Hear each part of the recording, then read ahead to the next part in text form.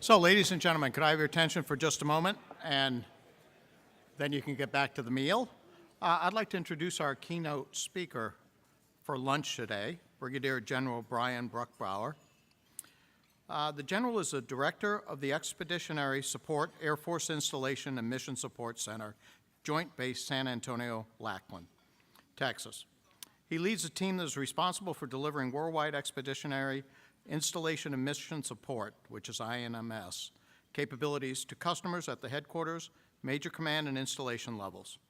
He and his team support the oversight and resourcing of enterprise-wide IMS readiness, training, and equipment, while also providing operational level planning and support. This is too small for me to read. Support, getting so old, to the warfighter through the execution of functional area manager duties for all INMS capabilities and the management of operational readiness requirements on over 900 core unit type codes. Additionally, his directorate provides airmen across the IMS enterprise access to formal mission-ready training and functional specialty training, as well as analysis of current and future agile combat support mission requirements. General Bruckbauer entered the Air Force in 1992 through the Air Force ROTC at the University of St. Thomas in St. Paul, Minnesota. He has commanded an Air Base Wing, Expeditionary Mission Support Group, and Operations Support Squadron. He has served in a variety of joint and air staff positions, to include the military assistant to the Undersecretary of Defense for Policy at the Pentagon, Washington, D.C. Prior to his current assignment, he was a senior U.S. Forced Military Fellow at the Council on Foreign Relations in New York, New York. He's also the only general officer to wear an air traffic control badge.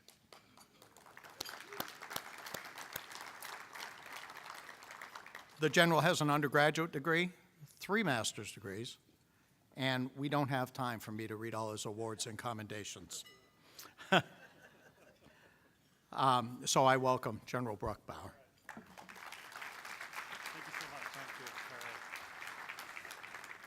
All right, well, thank you for that kind welcome. So first, I'd just like to start off with some thanks. First off to ATCA, not only for the opportunity to speak here today, but for what ATCA does to bring together people from air traffic control, aviation, all walks of life that care about what we do in the sky, to include industry. Additionally, and I think I did a quick count, I think I have 3 former bosses in the audience, so I'm sure I'll be critiqued here on how I do today, but to Mr. Roberts, Mr. Spurio, thank you for what you did to provide me some opportunities early on in my career. And then also, and last but not least, Mr. Planzer, who I worked for 20 years ago. Can't believe it's been that long. I was a young strapping captain, looked about the same, but he was this old senior executive service guy at the Pentagon. In all seriousness, I learned a lot of leadership lessons from you, lessons that I apply today in my current job, and I just want to thank you for that. So what you didn't hear in the introduction is that I'm also an air traffic control officer. Early on in my career, I did a lot of that, and you know, when I reflect on that, you know, one thing that sticks out in my mind when I entered in 1992 was our control tower simulator that we had at our technical training school, and basically it was an airfield that was painted on the floor, and then you had people walking around with airplanes around the pattern so you could practice your sequencing and your phraseology. It's incredible to see what's happened with automation and technology today. And that automation and technology not only helps training, but also safety in the sky and the ability to increase the capacity of what we do and the demand that's placed on us. So last month, we remembered the 17th anniversary of 9/11. So just for a moment, I want you to reflect on where you were when the first plane hit the North Tower, when the second plane hit the South Tower, when the third plane hit the Pentagon, and when the fourth plane, Flight 93, crashed up in Pennsylvania. Like you, I never imagined a day when we would see something like that happen here within the United States. And it wasn't so much that we couldn't imagine the hijacking of an aircraft, it was the weaponization of that aircraft, which I think was probably so unimaginable to us. And I think today, what we owe the 2,996 folks who perished on that day, I think we all owe them that we try to prevent an attack on the homeland again. Any type of attack, prevent that from happening. So what does that look like in the context of airspace and air traffic control? So let's first start with the threats. This past August, General O'Shaughnessy, who's the commander of Northern Command, and NORAD, who's responsible for the protection of our homeland, he stated that the United States is no longer a sanctuary. Where we used to be protected by two oceans, the U.S. is no longer a sanctuary. If that does not scare you, it should. And he used examples like cyber. Besides cyber, another threat that we potentially have here on the homeland is the nefarious use of unmanned aerial systems, or as I'll refer to them, UASs. And we have examples today of how UASs and cyber have been used to threaten, disrupt, and harm Americans. So again, what are we going to do about this? And I'll start with cyber. So far in 2018, and you guys have read the press on this as well, there's been unclassified reporting on foreign entities that have hacked into our power grids, into our universities, into our fitness, Fitbits, and into numerous public and private companies. And when you think of our aviation ecosystem, as it's been called, think of all the things that connect to each other, whether it's satellites, airplanes, air traffic management systems, airports. All of that stuff connects to each other. So one point I want to make today with all of you is, while connectedness enables greater efficiencies through data fusion, it also presents vulnerabilities that affect civil and military aviation. And I'll never forget the first time I saw a STARS display. It was at our radar approach control in Eglin Air Force Base. And I was amazed by how this system could bring in data sources from all different places and do the mosaicing of radars. It really enhanced our ability to see traffic that we couldn't see before, and it obviously increased the amount of safety that we had in our system. But back then, what we did not appreciate was the fact that this was an open architecture, and it was unprotected. And I tell you what, and you all know this as well as I, if that data ever becomes unreliable or simply does not work anymore, the effect on our national security, on our transportation, on our commerce, on our public trust would rival another 9/11. So today's current efforts by DHS, DOT, the FAA, the Department of Defense, and others to establish the Aviation Cyber Initiative, as well as the revision of the National Strategy for Aviation Security, will undoubtedly identify and analyze a lot of these cyber vulnerabilities that we have today. But what's needed out of this initiative and strategy are risk reduction solutions that still enable data sharing, but with greater protections on our aviation ecosystem, along with more robust resiliency in those systems.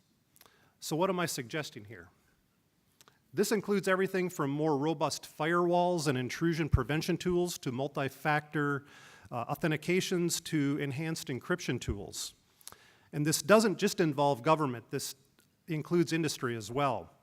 And in a perfect world, we would have a secure aviation network with login credentials, and for those who would participate, those login credentials would get you to places where you could participate.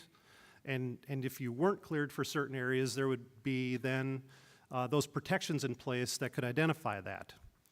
Now, this may sound a little bit far-fetched compared to where we are right now, but if we do not set these goals for the future, we could find ourselves assuming greater and greater amounts of risk. The second point I'll make on cyber is that connectedness also enables greater transparency, but that greater transparency can negatively affect privacy.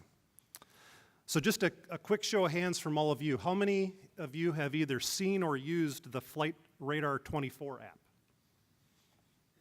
Okay, a good portion of you. So as you know, there is no longer a monopoly on aircraft data. All you need is a GPS antenna, a Mode S or ADS-B receiver, and power, and you're in business.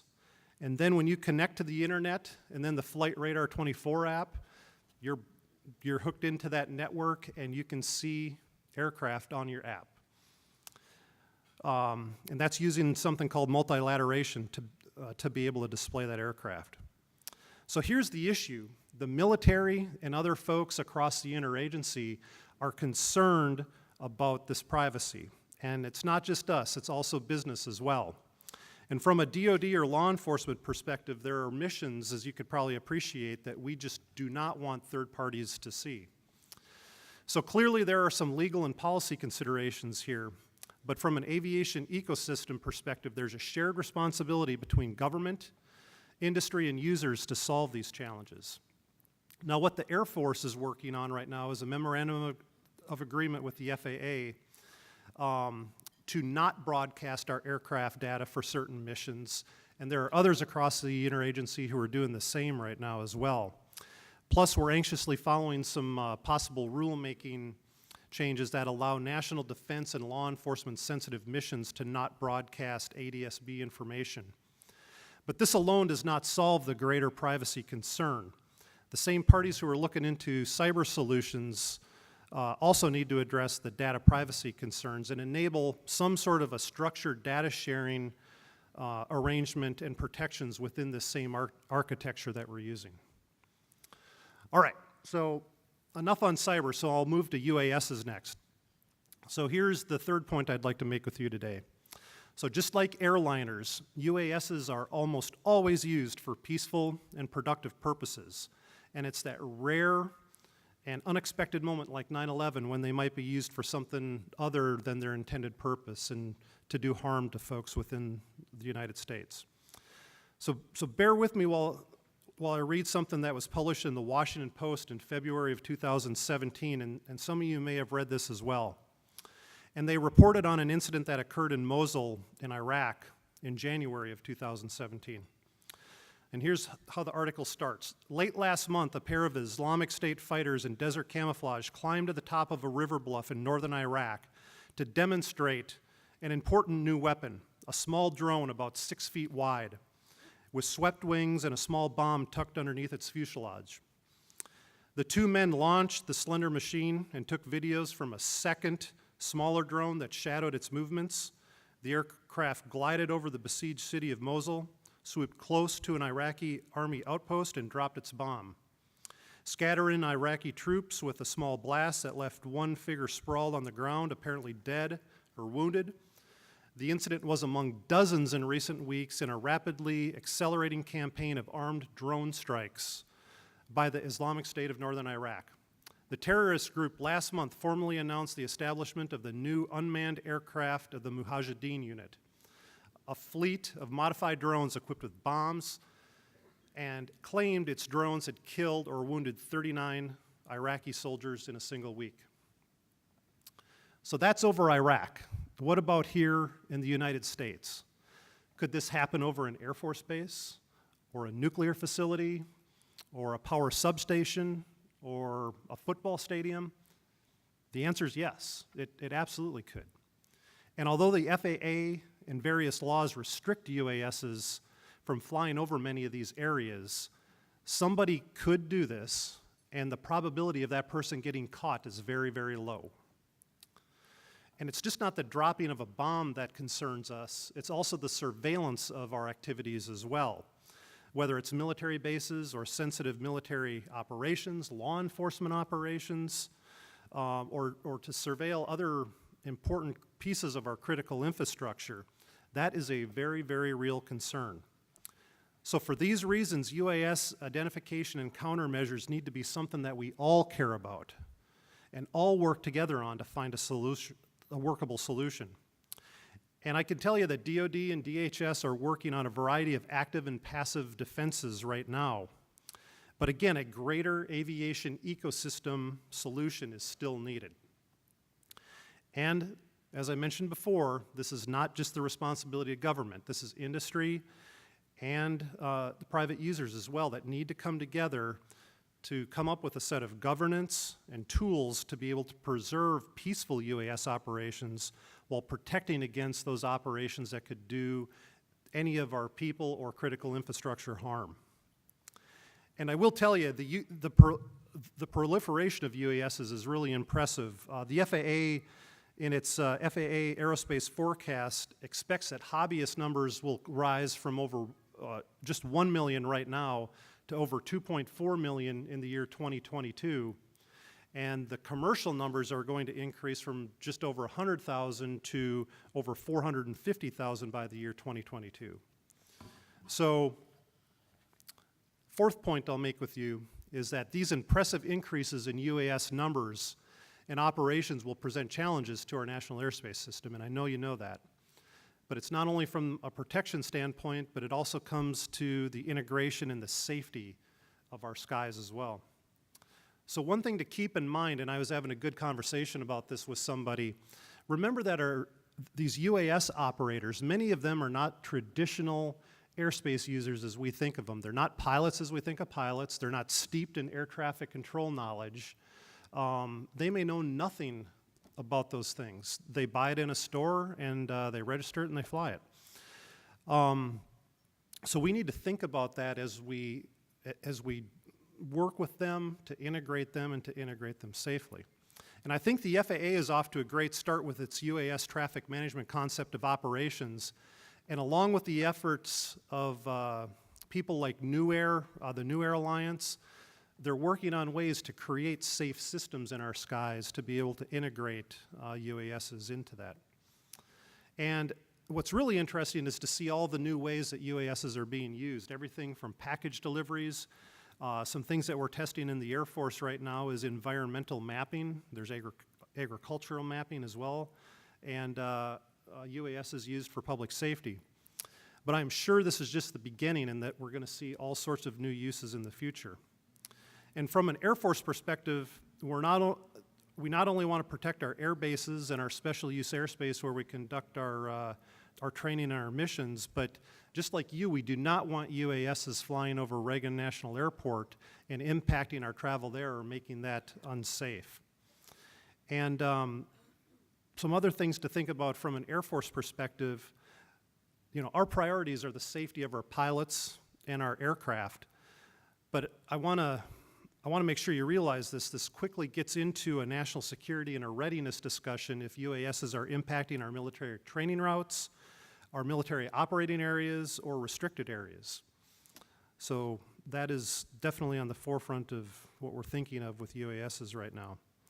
And from a non-military perspective, just think what would happen if, again, a UAS were to shut down an airport, or if there was a UAS that would cause some sort of a mid-air collision or an aircraft mishap.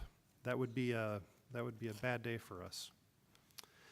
And additionally, we need to integrate our own Air Force and Department of Defense UASs into the national airspace system. And I will say that the DoD and FAA have done a really good job of doing just that thus far.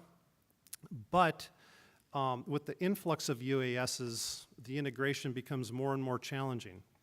And as the DoD's technologies continue to evolve, there could be demands on the national airspace system for even more airspace for us to do the types of training that we need to with some of the new technology that we're coming up with. So how do we do this?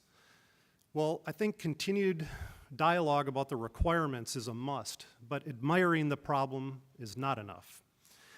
We have to engage these non-traditional airspace users, and that will take a blend of traditional and non-traditional engagement. But we also need balanced regulatory protections and rulemaking that can be enforced.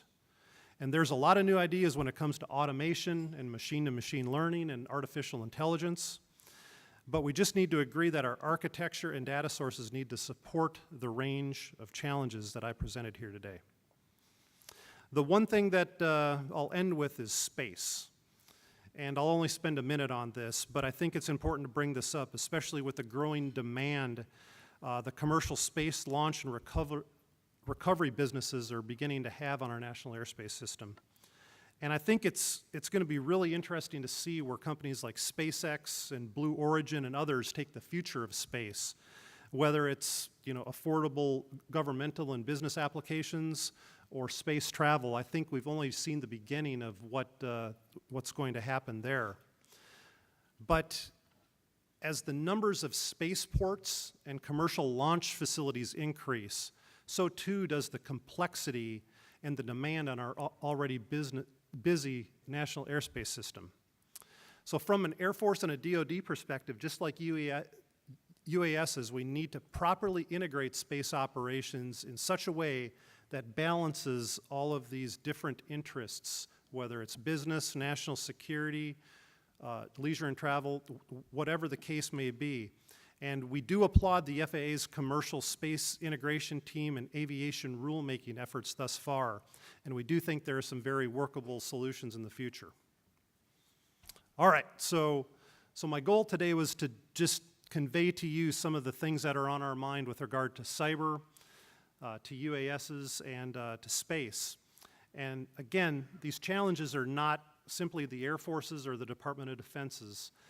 This is a shared responsibility between us, our interagency partners, industry, and the private sector. But what gives me a lot of inspiration and a lot of hope is that this forum brings together some of the greatest minds in our business to be able to discuss these issues for this week and also to come up with some really good ideas for how we're going to tackle them in the future. And here's the thing. I don't think there's been a more convenient time for us to be able to say that we know what the threats and risks are, we know what the future landscape looks like, and we also know the solutions it'll take to be able to create the future that we want.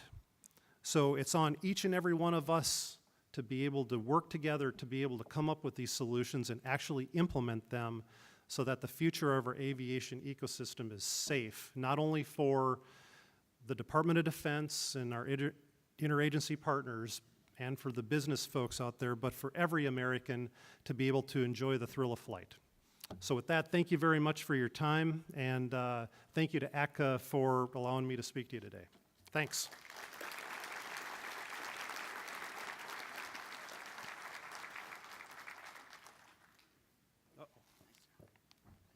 Thanks.